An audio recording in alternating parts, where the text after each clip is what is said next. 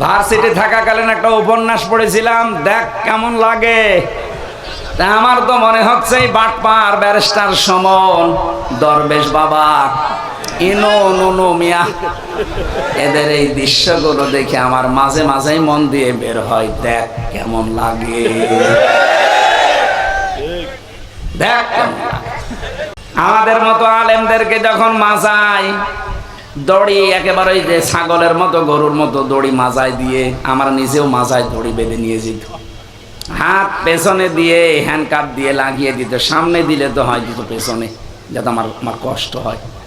পায়ে ডান্ডা বেড়ি দিত, মাথার ওপরে মুকুট দিয়ে দিত, টুপি, বুকের ভেতরে যেন কেউ গুলি করলেও না লাগে। কি হেফাজত করে রেখেছে দেখেছেন? আমি দেখেছি এই 3 বছরে যত মানুষকে ফাঁসি দিয়েছে, অসুস্থ হয়ে গেলে আর ফাঁসি দেয় না, অথচ মেরে ফেলবে। ফাঁসি দিলে মানুষ বেঁচে থাকে না মরে যায়?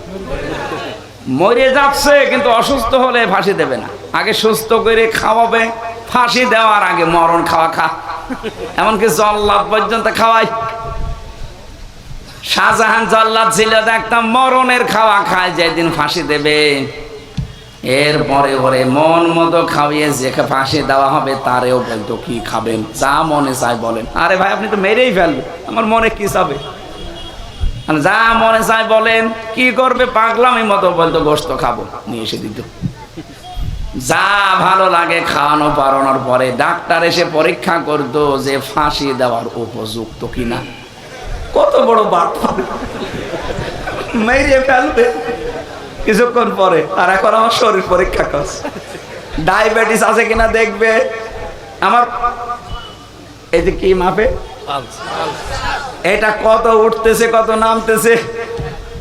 80/120 হলে বলে ঠিক আছে এখন নিয়ে চলো, যদি 140/180 হয় বলবে না এখন ফাঁসি দেওয়া যাবে না। আরে ভাই, কি বাট পারি বলেন তো। এই সমস্ত নিয়ম নীতিগুলো পাল্টানো লাগবে এই দেশ থেকে। সংস্কার যখন আরম্ভ হচ্ছে, দেশের বহু সংস্কার দরকার আছে। বিচার ব্যবস্থায়, বিশেষ করে জেল কোর্টে বহু নিয়ম নীতি সে ব্রিটিশের পালন করা। এই যে আমার জেল হাজ ভাই, হজ করলে মানুষ বলে আল হাজ, আর আমরা যারা জেলে ছিলাম জেল হাজ। জেল হাজ ভাই না, আমরা দেখেছি এই যে এই কারবারগুলো, এই লগুলো, আইনগুলো পাল্টানো দরকার। সে ব্রিটিশ যা দিয়েছে ওইটাই কিয়ামত পর্যন্ত চলছে। কেন, এটা মুসলমানের দেশ, 96% মুসলমান এখানে আছে। জেলখানায় দিলে তার সাথে আচরণ কি করা লাগে, ওই আচরণ শুরু করেন, ও মানুষগুলো অনুতপ্ত হয়ে ফিরে আসবে সুমামার মতো। নবীজি হযরতে সুমামাকে আটক করেছিলেন, বেঁধে রেখেছিলেন পিলারের সাথে মসজিদে নববীতে। বিশ্ব নবী বলেন, সুমামা এখন কেমন লাগে, কি করা যায় তোমার সাথে? হযরতে সুমামা ওই সময় তো লিডার ছিলেন কাফেরদের, ইয়ামামার বিগ লিডার তিনি। ডাক দিয়ে বলে, মুহাম্মদ তুমি বাঁচাতেও পারো, ছেড়ে দিতেও পারো। তারপরও তিনি কিন্তু জেল বন্দী ছিলেন না, তিনি ছিলেন যুদ্ধবন্দী। বাংলার 1628টা চেয়ারে এখনো অনেক জালেম বসা আছে, এমনকি অনেক জালেমের দোসর পর্যন্ত এখনো বিভিন্ন কায়দা কৌশলে বসে আছে। এই জন্য আমরা চাই সংস্কার যখন আরম্ভ হয়েছে এই দেশে যেন কোনো জালেম কোনো চেয়ারে আর না থাকে। যত জায়গায় জালেম আছে, জালেমদের দোসর আছে, সবগুলোকে বিদায় করি, ঝাঁটিয়ে বিদায় করে দিয়ে ওই জায়গায় বৈষম্যের শিকার যারা ছিল তাদেরকে বসান। আজকে আমি নাটোর জেলায় ছিলাম। নাটোর জেলার যিনি শ্রদ্ধাভাজন সম্মানিত এসপি মহোদয়, উনি 15.5 বছর বৈষম্যের শিকার হয়েছিলেন। তার যোগ্যতা ছিল, কিন্তু তার এই পদোন্নতি দেয়নি জালেমরা। তিনি এখন পদোন্নতি পেয়ে যোগ্যতা নিয়ে এখন জায়গা মতো এসেছে, ভালো ভালো কাজের আঞ্জাম দেবেন আশা করছি। বিশেষ করে বাংলাদেশের 64 জেলার ডিসি আর এসপি, এখন যেহেতু এমপি মন্ত্রী এগুলো নেই, এই মানুষগুলো যদি এখন হযরত ওমরের মতো হয়ে যায়, এই দেশটা একটা মিনি জান্নাত হয়ে যাবে ইনশাআল্লাহ। সুতরাং আমাদেরকেও চেষ্টা করা দরকার। হুয়া যে তাবাকুম, আল্লাহ বলেন আমি তোমাদেরকে নির্বাচিত করেছি। ওয়া মা জাআলা আলাইকুম ফিদ দীনি মিন হারাজ, আর দিনের উপরে চলতে গিয়ে যে বাধা বিপত্তিগুলো ছিল এগুলো তোমরা দূর করে দিয়েছো, বিষয়টা এমন না। এই জাল আর ফাইল কর্তা সরাসরি আল্লাহ। আল্লাহ বলেন আমি নিজে দূর করে দিয়েছি। সুতরাং জুলাই মাস এবং আগস্ট মাসের 5 তারিখের আগ পর্যন্ত যে বিশাল পাথর আমাদের উপরে ছিল, 1770 জন মানুষ জীবন দিয়েছে, 2780 জন মানুষ হাসপাতালে আছে। এইটার কারণে দেশটা স্বাধীন হয়ে গেল, বিষয়টা এমন না। আল্লাহ বলেন আমি নিজে এই জালেমদেরকে ধরেছি। আখাযনাহুম বাগদাতান ফাইযাহুম মুবলিসুন। জালেমদের যখন ধরলাম ওরা হতাশ হয়ে পড়েছে। এই জন্য জালেমদেরকে ধরার শব্দের ভেতরে আল্লাহ নিজে ফাইল, নিজে কর্তা। আখাযনাহুম, আমি নিজে তাদেরকে ধরলাম।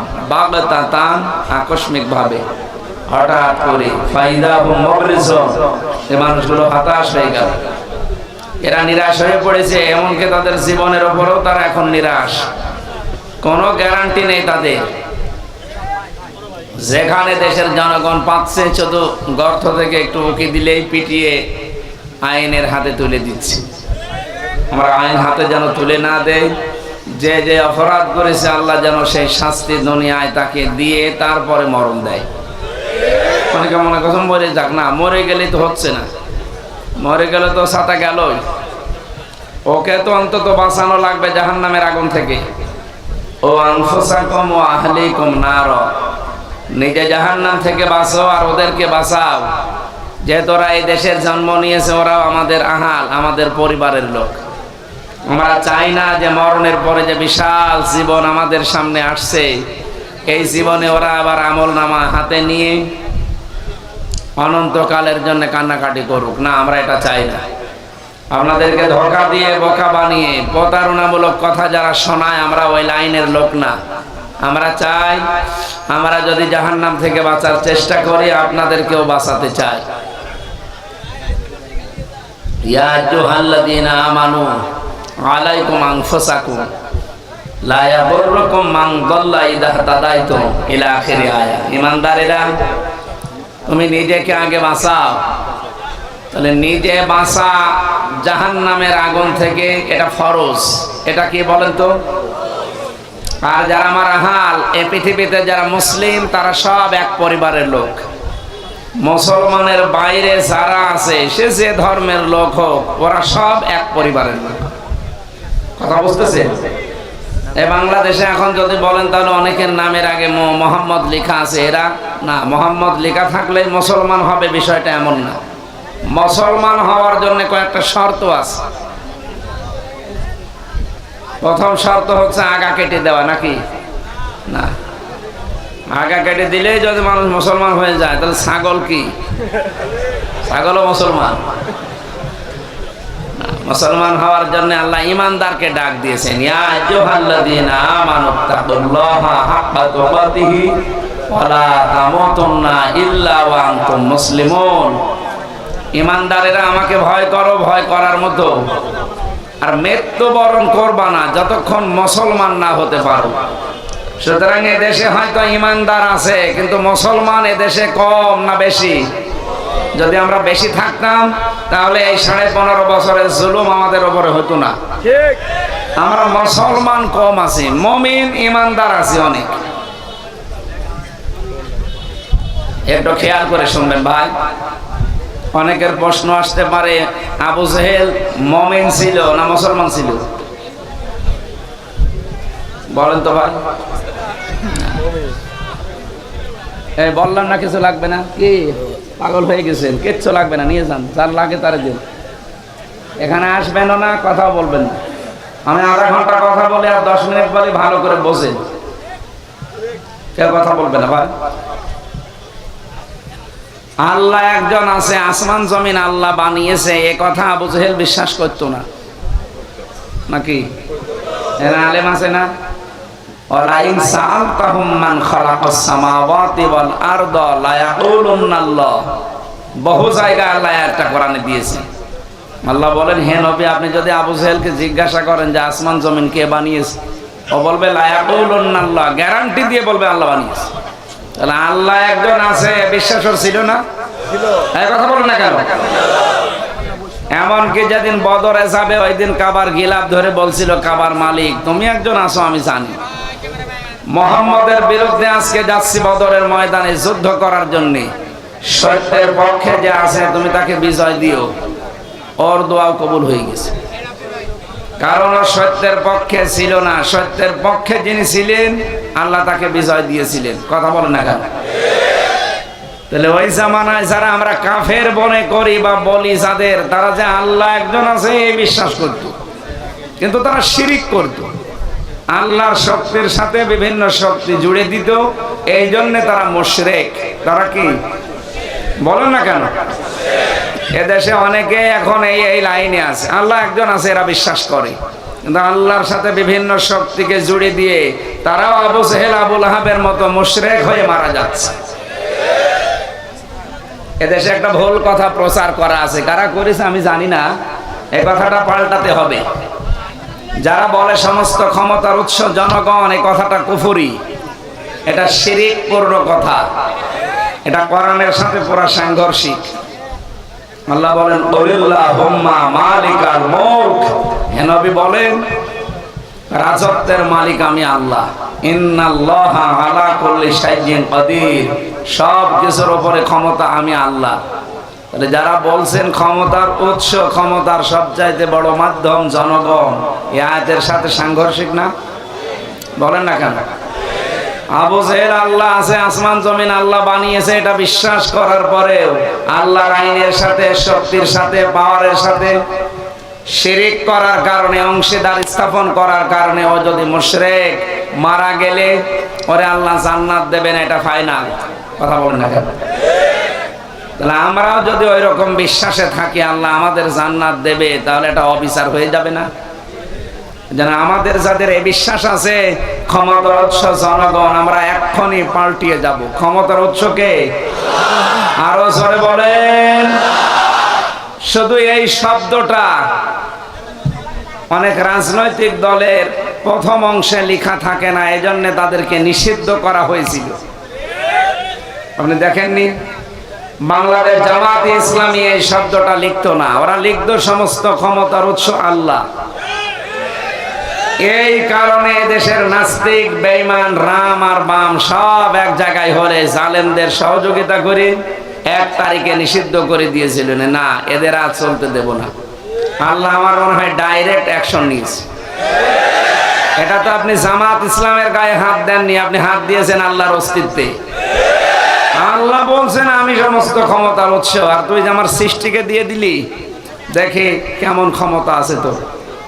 যারা নিষেধ করেছিল 5 দিন পরে আল্লাহ তাদেরকে নিষিদ্ধ করে দিয়েছে। এমন নিষিদ্ধ করেছে তামাম বাংলাদেশে আমি ঘুরছি, 1 ইঞ্চি জায়গায় দেশে নেই, সে গোপালগঞ্জ বলেন আর শরীয়তপুর বলেন, এমন কোন জায়গা নেই যেখানে মায়ের বুকের দুধ খেয়ে কোনো মানুষ দাঁড়িয়ে বলতে পারে যে আমি আইয়ামে জাহিলিয়াত করি। বলতে পারবে কেউ? 1500 বছর আগে শব্দটা ছিল আই এম এ জাহিলিয়াত, আরে 15.5 বছর আমরা দেখেছিলাম আও আমি জাহিলিয়াত। কোনো পার্থক্য নেই, শব্দের ক্ষেত্রে পার্থক্য থাকলেও কাজ সব একই ছিল। ওই জামানায় মানুষ জীবন্ত মানুষকে চিরে মাটির ভেতরে ফেলে দিত, আর এই জামানায় আমরা 6 সালের এই 28 অক্টোবর আজকের দিনে জীবিত মানুষ হত্যা করার পরে লাশের উপরে ড্যান্স দিতে দেখেছি। যে মহিলার আহ্বানে সারা দেশ থেকে লগে বইটা নিয়ে মানুষ পিটিয়ে হত্যা করার এই মহা উৎসব শুরু হয়েছিল, হুকুমদাতা হিসাবে তার বিচার দেশে হওয়া দরকার। ওটার যদি বিচার বাদও দিয়ে দেন, অনেকে বলছে আমরা মাফ করে দিয়েছি, দেন। 24 সালের 5 আগস্টে এই যে 1770 জন মারা গেল, আমার কুষ্টিয়ায় আমার সামনে 16 জন মারা গেছে।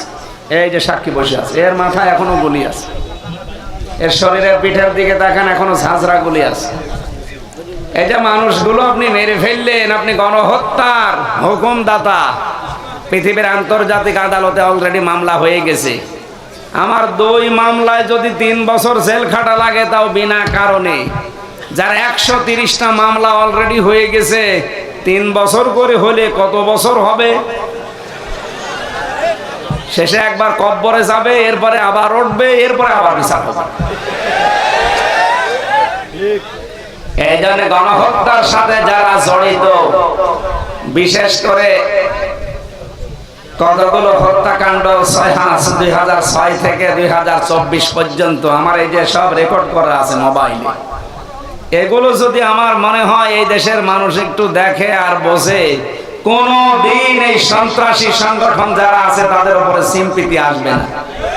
এখনো অনেকে বলছে না এটা করা কেমন হবে। আরে ভাই, আপনার ছেলে যদি এরকম মরে যেত আপনি বুঝতে পারতেন, আপনার ছেলে যদি এরকম আয়না ঘরে থাকতো তাহলে আপনি টের পেতেন। এই জন্য কোনো মানুষ যদি অপরাধ যারা করেছেন তারা আমাদের কাছে আসলে, অনেকে এখন বলছে হুজুর আস্তাগফিরুল্লাহ পড়িয়ে দেন, আমারে তাওবা পড়িয়ে দিন। আমি আস্তাগফিরুল্লাহ পড়িয়ে দিলাম, আপনার তাওবা হয়ে গেলে না, জীবনও হবে না। কারণ আপনি তো আমার কাছে অপরাধ করেননি, আপনি অপরাধ করেছেন জনগণের কাছে। আমি আস্তাগফিরুল্লাহ পড়াবো কি জনগণের থেকে, না আল্লাহর এই কালাম দিয়ে? আমি আস্তাগফিরুল্লাহ পড়াচ্ছি আল্লাহ রসুলের কালাম দিয়ে, হবে কি করে? আপনি কি আল্লাহ রসুলের কাছে দোষ করেছেন? দোষ করেছেন জনগণের কাছে। এই জনগণ যতদিন মাফ না করবে, আর মাফ পাওয়ার যে পদ্ধতিগুলো আছে এটা যতক্ষণ অ্যাপ্লাই না হবে আপনার মাফ হবে না। আমি একটা হাদিস বলছি, মিলান তো, এই খুব খেয়াল করে শুনবেন। নবীদের কাছে এক যুবতী মেয়ে এসে বলে, হে রাসূল, আমি জিনা করে ফেলেছি, আপনি আমাকে মুক্ত করেন। তার মানে আমার উপরে জিনার যে বিচার আছে এটা কায়েম করে দেন, তাহলে আমি মুক্ত হয়ে গেলাম। হাদিস হচ্ছে পৃথিবীতে যে যে অপরাধ করবে ওই অপরাধের শাস্তি যদি দুনিয়ায় এসে পেয়ে যায়, মরণের পরে আল্লাহ ওই বিচার আর করবে না। এই মেয়েটা বেশ ভালোভাবে বুঝেছিল। মুসলিম এই মেয়েটি অন্যায়টা যৌবনের তাড়নায় যেগুলো ফাঁদে পড়ে করে ফেলেছে, ডাক দিয়ে বলেন, হে রাসূল, আপনি আমার উপরে বিচার শুরু করেন, আমি মুক্ত হতে চাই পাপ থেকে। আলেম যারা আছে বলেন তো, নবীজিকে ওই সময় বলতে পারতেন, ওই এ কথা মানুষকে আর বলবা না, গোপনে পাপ করেছো, গোপনে আস্তাগফিরুল্লাহ পড়ে নিবা, হয়ে যাবে, বলতে পারতেন না? বলেছিলেন। মহিলা তিনবার আসার পরে নবীজি তিনবার ফেরত দিলেন। তিনবারই মুখ ঘুরিয়ে বললেন, না চলে যাও, মেয়েটি নাছড় বান্দা, বিচার চাই। বিশ্বনবী বললেন, তুমি জিনা করার পরে গর্ভবতী হয়েছো? বলে হ্যাঁ। তোমার নাই দোষ আছে, এই পেটের সন্তানের তো কোনো দোষ নেই। বাড়ি চলে যাও, যতদিন সন্তানটা ডেলিভারি না হবে আমার কাছে আসবা না। খুব খেয়াল করে মিলাবেন, সারা রাত বাসনার দরকার নেই, 2 মিনিটই যথেষ্ট। মেয়েটা যখন খালাস করেছে সন্তান, ডাক দিয়ে বলে, নবী আপনি তাড়াতাড়ি আমারে মুক্ত করেন, এই দেখেন আমার ছেলে। নবীজি বললেন, 2 বছর তোমার স্তনের দুধ তার খাওয়া লাগবে, এটা কোরআনের নির্দেশ।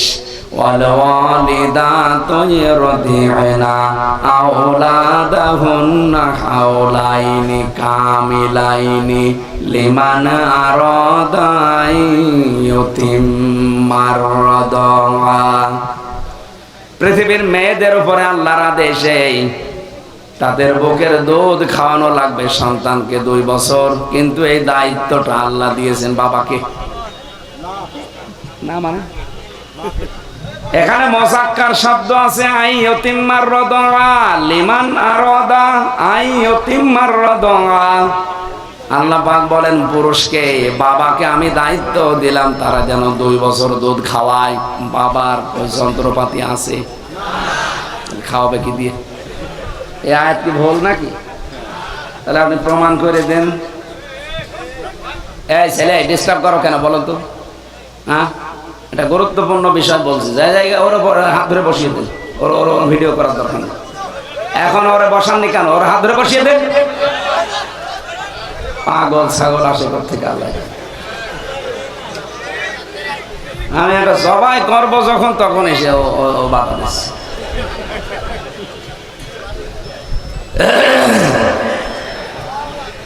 কি বলতেছিলাম বলেন তো?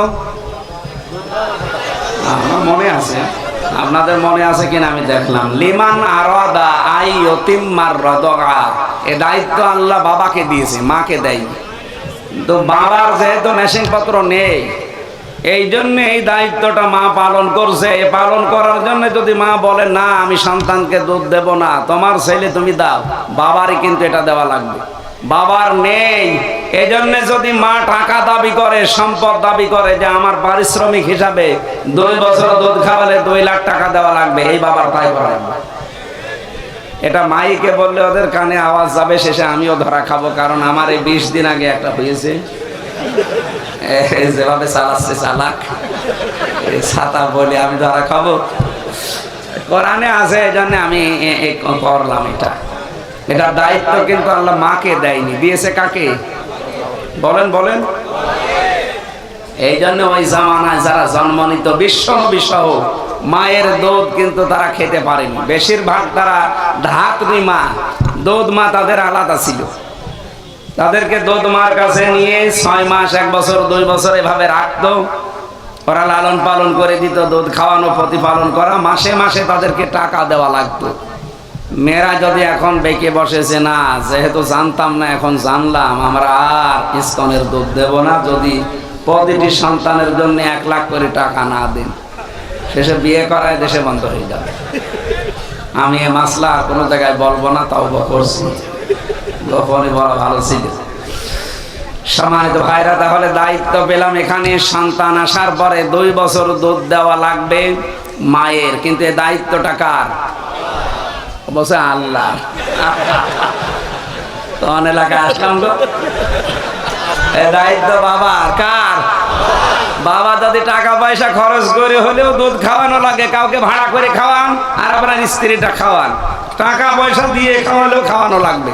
কারণ এই হক আল্লাহ আপনাকে দিয়েছে, বাবাকে। কাকে? শব্দটা যেহেতু বাবা, মুজাক্কার শব্দ, পুরুষ, মহিলা শব্দ আল্লাহ দেয়নি। হ্যাঁ, মেয়েরা যদি এখন চালাকি করে নিজের স্তনে দুধ জমা রেখে সন্তানকে না দিয়ে বাবাকে যদি বলে ডানো আনো, তাহলে আপনার এই স্তন নষ্ট হয়ে যাবে। কারণ কোন জিনিস এক জায়গায় জমাট বেঁধে থাকলে ওটা পছন্দ হয়। দুধ আপনার স্তনে আল্লাহ দিয়েছে অনেকগুলো কারণ আছে, এর ভেতরে শুধু এটা দুধ না, এর ভেতরে মহাব্বত, ভালোবাসা আল্লাহ তৈরি করে রাখে। যে সন্তান মায়ের স্তনের দুধ যত বেশি পান করে তার শরীর স্বাস্থ্য তত ভালো হয়, রোগ মুক্ত থাকে, আর মায়ের সাথে তার ভালোবাসা বাড়ে। বাইরের দেশগুলোতে সিস্টেম নেই, এই জন্য ওদের সন্তানের সাথে আল্লাহ মহব্বত নষ্ট করে দিয়েছে। মুরব্বী হয়ে গেলে শেষ পর্যন্ত সন্তান আর মায়ের পরিচয় নেই, রেখে আসে বৃদ্ধাশ্রমে, মাসে মাসে টাকা দিয়ে দেয়। এদেশে যদিও এরকম নেই, তারপরও অনেক আধুনিক শিক্ষায় শিক্ষিত যারা দাবি করছেন তাদের বাড়িতে এগুলো দেখা যায়। আর এগুলো দেখার পেছনে শুধু এই স্বামী দায়ী না, এই স্বামীকে বাধ্য করে তার স্ত্রী। আমি রাঙ্গামাটি গিয়েছিলাম, রাঙ্গামাটি লঙ্গদু। আসার সময় দেখলাম বৃদ্ধাশ্রমে এক মা বসে বসে কাঁদতেছে। ছেলেটা পায়ের কাছে গিয়ে বলছে, মা কাঁদো কেন? মা বলছে, বাবা আমি যখন মারা যাব, এই যে মাথার উপরে যে ফ্যানটা ঘরে রওশনের স্বাদের মতো ঘুরছে, একেবারে আস্তে আস্তে, এই ফ্যানটা তুই পাল্টিয়ে দিবি। ছেলেটা বলছে, মা গো তুমি যদি মারাই যাও তাহলে ফ্যান আর পাল্টিয়ে কি করব? মা বলছে, বাবা আজ 2 মাস এখানে আছি, তুই তো কোনো খোঁজ খবর নিস না। আমি কর্তৃপক্ষকে বলেছিলাম যে ফ্যানটা পাল্টিয়ে দিন, বাতাস হয় না। ওরা আমার কথা শুনে না, কারণ টাকা না দিলে ওরা শুনবে কি দিয়ে? 2 মাস পরে তুই আসলে আমার মরণের খবর শোনার পর আমি ওদেরকে বলেছিলাম, বলেন তোর মা মারা যাবে, এই জন্য তোরে খবর দিয়ে আজকে নিয়ে এসেছে। তোকে আমি ফ্যানটা পাল্টিয়ে দেওয়ার কথা মরণের পরে বলছি এই কারণে, কারণ তুই যা আমার সাথে করলি আমার মন ডেকে বলছে আমার মরণের পরে তোর সন্তান বড় হয়ে তোরও এখানে রেখে যাবে। তোর তো ফ্যান ছাড়া ঘুম হয় না, তোর কষ্ট হবে। ছোটবেলা থেকে কোনোদিন আমি তোর এভাবে কষ্ট দেইনি, কষ্ট আমি দেখতেও পারবো না। আমি তো থাকবো না, তোরে বাতাস দেবে কে? তোরে আগে থেকে সতর্ক করলাম, তুই ফ্যানটা এখনই পাল্টিয়ে দে। এ কথা বলার পরেই দেখলাম ওর হাতের ওপরের মা মারা গেল। হাও মাও করে কাঁদে আর বলে, হুজুর শুধু আমার উপরে রাগ করবেন না, এই দোষ আমার বউর। 2 মাস আগে আমার এই মা নিয়ে আমি বিপদে পড়েছিলাম। বউ আমারে সাফ সাফ জানিয়েছে, এই বড়ি যদি বাড়ি থাকে আমি তো আমার ভাত খাবো না, আর বড়ি থাকবে আমি থাকবো। আমার ছেলে মেয়ে আছে 2টা, তাদের মুখের দিকে তাকিয়ে আমি কিছু বলতেও পারি না, তালাক দিতে পারছি না। বাধ্য হয়ে মাকে বাড়ি থেকে বের করে জায়গায় রেখে গিয়েছিলাম। মাটা আজকে আমার হাতের ওপরেই মারা গেল। পৃথিবীতে আমার নাম ধরে ডাকার মতো আর কেউ নেই। মা গুলো অবহেলার শিকার, বাবা গুলো অবহেলার শিকার। বাড়ি থেকে বের করে দেওয়া, খাবার না দেওয়া, তার চিকিৎসা না দেওয়া, সবগুলোর পেছনে আমার মনে হয় সন্তান যাই করতে চাক ওর পেছনে দায়ী ওর বউটা। এমন ছোট মনের বউ আমরা পেয়েছি, কিছু করতে গেলে ওর মন পাওয়া যায় না। এরকম ছোট মনের বউ আছে কার? হাত তোলেন তো। আছে। অনেক আলেম পর্যন্ত এরকম বউ নিয়ে সংসার করছে, বলতে পারে না কিছু। তাই সম্মানিত মা বোনেরা, আপনার মা বাবার জন্য স্বামী খরচ করলে তো আপনার ভালোই লাগে।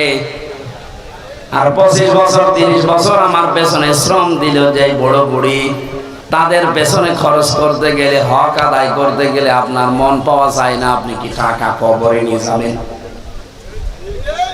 আশা করছি এই ইঙ্গিতটাই জ্ঞানী মানুষের জন্য যথেষ্ট। এরপরেও যদি কারো বর চরিত্র না পাল্টায়, আমার মনে হয় ওটা বউ না, বাকি আল্লাহ যা করে। ও যতই নামাজ পড়ুক, রোজা রাখুক, কালো বোরকা পরুক, ও যত কিছুই করুক, ও যদি শ্বশুর শাশুড়িকে নিজের মা বাবার মতো মনে করতে না পারে, ওর জন্য জান্নাত হবে না। কারণ পরিবারে আপনি স্বামীর মন যদি পেতে চান, একটা টিপস দিয়ে দিলাম, পৃথিবীতে স্বামীর কাছে প্রিয়জন কারা দেখবেন? আর আমরা জানি সন্তান হিসাবে এই দুনিয়ায় আল্লাহ রসুলের পরে আমার কাছে সব চাইতে প্রিয় জিনিস আমার মা বাবা। আপনি আমার প্রিয় জিনিস যত বেশি সময় দেবেন, ভালোবাসবেন, এদের প্রতি যত বেশি উদ্বুদ্ধ করাবেন আমাকে, তত বেশি আমার মন পাবেন। মেয়েরা বিষয়টা হয়তো জানার পরও না জানার ভান করে থাকে, কারো ফসে পড়ে, আর ওরে ফস দেয় ওর মা আর ওর বড় বোন। খাপের খাপ মমতাজের বাপ, মিলে যাচ্ছে না? এরকম পরিবার দেশে নেই। আশা করছি মেয়েদের মন ন্যারো মাইন্ডের হবে না, ব্রড মাইন্ডের হবে। এরা খোলা মনের, প্রশস্ত মনের অধিকারী হবে। আপনি কি করবেন দুনিয়ায় 200 বছর বেঁচে থেকে যদি জাহান্নামে যাওয়া লাগে? যে মাসলাটা বলার জন্য পর্যন্ত আসলাম, আমি মাসলা বলে ফেলেছি। দায়িত্ব কিন্তু বাবার দুধ পান করানো। যেহেতু এই মহিলার স্বামী নেই, অবৈধ সন্তান, ও বাবা পাবে কোথায়? নবীজি বললেন, তোমার স্তনের 2 বছর দুধ খাওয়াও, এরপরে শক্ত খাবার দিয়ে আমার কাছে নিয়ে আসলেন। নবীজি বললেন, সাহাবী, এই বাচ্চাটাকে নিয়ে লালন পালন করো, আর মেয়েটাকে মাটির ভেতরে গেড়ে দাও, পাথর মারতে থাকো। আমি শিক্ষা বের করার জন্য এটা বলছি। হযরতে খালিদ ইবনে ওলীদ একটা পাথর তুলে দিলেন, জোরে করে নিক্ষেপ। মেয়েটার মাথা ফিনকি দিয়ে রক্ত বের হয়ে খালিদ ইবনে ওলীদের মাথায় মুখে ছিটকে পড়েছে। তিনি ভর্ৎসনা দিলেন, ডাক দিয়ে বললেন, হ্যাঁ, এরকম নাপাক মহিলার রক্ত আমার শরীরে লেগেছে। নবীজির কানে কথা যাবার পরেই তিনি বললেন, খালিদ থামো। কাকে কি বলো? আমি নবী, তুমি নবী না। আমি যা দেখি তুমি দেখতে পাও না। এই মেয়েটার অনুশোচনা, এই মেয়েটার তাওবা, এই মেয়েটার এই শাস্তিটা এত বেশি পছন্দ হয়েছে আল্লাহর। এইরকম করে কোন মানুষ যদি দুনিয়ায় জালেম ও তাওবা করে, আমার আল্লাহ তাকে এই মেয়েটার মতো মাফ করে দেবে। কি পেলেন বলেন তো এখান থেকে? কয়েকটা শিক্ষা আছে এখানে। 1 নাম্বার শিক্ষা, নবীজি কিন্তু বলতে পারতেন এই মেয়েটাকে যে গোপনে গোনা করে ফেলেছে, ও গোপনে আস্তাগফিরুল্লাহ পড়ে নিও, পারতেন না? বলেন না কেন? বলেছিলেন। তার কথাবার্তা 3বার ফিরিয়ে দেওয়ার পরেও যখন শুনলেন, বললেন, দেখো, এক কাজ করো, যদি মুক্ত হতে চাও তাহলে বিচারটা তোমার মাথায় নেওয়া লাগবে। মেয়েটা রাজি ছিল না? ও যদি পালিয়ে চলে যেত, যে জীবনের মায়া আছে, আমি আমার না জীবনেও চাবো না। ও ওই মেয়েটা সন্তানটা খালাস করে ফেলে দিয়ে মেরে ফেলে নিজে আবার স্বাভাবিক জীবনে ফিরে যেতে পারত, কিন্তু তার মনের ভেতরে এই অনুশোচনা, অনুতপ্ত এমন ভাবে তৈরি হয়েছে, না আমি দুনিয়াতে অপরাধ করে ফেলেছি, বুঝে করি আর না বুঝে করি, এই অপরাধের শাস্তি যদি দুনিয়ায় আমার না হয়, এটা কিন্তু কিয়ামতে আল্লাহ যখন বিচার বসাবে তখন ডবল করে করবে। এখন নাই 2000 মানুষের সামনে, আর কিয়ামতে বিচার হবে কোটি কোটি মানুষের সামনে। এখন বিচার হবে উম্মতে মুহাম্মদের সামনে, কিয়ামতে বিচার হবে 1,24,000-এর উপরে নবীর উম্মতের সামনে। এই জন্য বাংলাদেশে 15.5 বছরে যারা অপরাধ করেছেন, যে যে অপরাধের সাথে জড়িত ছিলেন, সত্যি যদি মাপ পেতে চান, অপরাধ থেকে যদি মুক্ত হতে চান, শুধু আস্তাগফিরুল্লাহ পড়লে হবে না, আপনাকে ওই গুনার শাস্তি আগে দুনিয়ায় নেওয়া লাগবে। যারা গুমের সাথে জড়িত ছিলেন, আপনাকে এরকম 8 বছর গুম করে রাখা হবে। আমি কি আর কি মারছি? যারা খুন করেছেন মানুষদেরকে, আপনাকেও খুন করা হবে। যারা মানুষের সম্পদ চুরি করেছেন, আপনারটাও চুরি করা হবে। যারা ডাকাতি করেছেন, আপনার সম্পদও ডাকাতি করা হবে। যারা জেনা করেছেন, আপনার মেয়ে আপনার স্ত্রীর সাথেও জেনা করা হবে। দেখ কেমন লাগে।